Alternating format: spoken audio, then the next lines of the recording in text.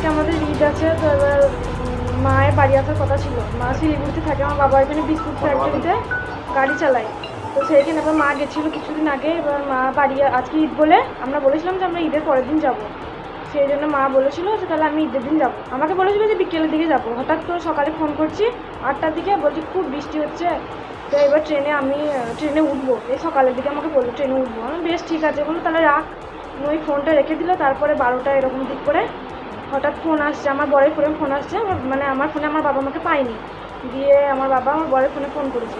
দিয়ে আমি ফোনটা ধরলাম, দিয়ে আমি জিজ্ঞাসা করলাম কী হয়েছে। তখন এরকম বললো যে মারা গেছে, এরকম অ্যাক্সিডেন্ট হয়েছে। আমরা তো খবর দেখি না, আমরা জানিও না যে এই ট্রেনে আছে বা ট্রেনে অ্যাক্সিডেন্ট হয়েছে, সব কিছু জানি না।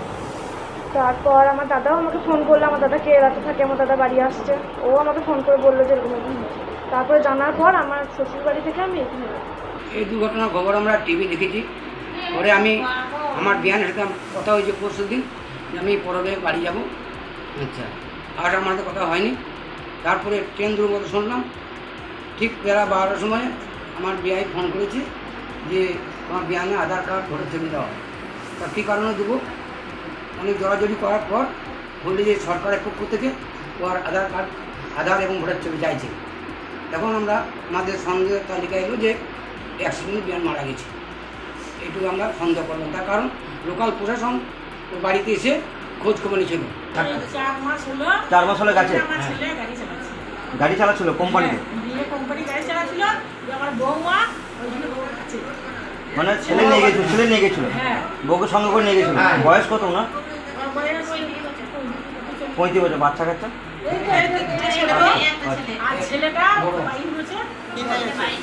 আমার ছেলে ওকে চাপাতে এসেছিল, কেনে বলেছে ঘর যাবো, আসবে দিয়ে এসে চাপিয়ে দিয়ে গেছে।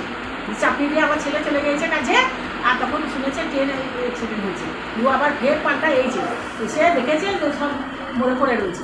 তখন বলছে আমি তো ট্রেনে চাপিয়ে দিয়ে গেছি, তা দেখি তখন খুঁজে দেখেছে হ্যাঁ আমার রুগী রয়েছে। দিয়ে তখন এবার ঘরে ফোন করেছে, এবং ওরা বলেছে যে ডকুমেন্টস চাই। তখন ঘরে ফোন করে বলছে যে আধার ভোটার প্রমাণ পাঠিয়ে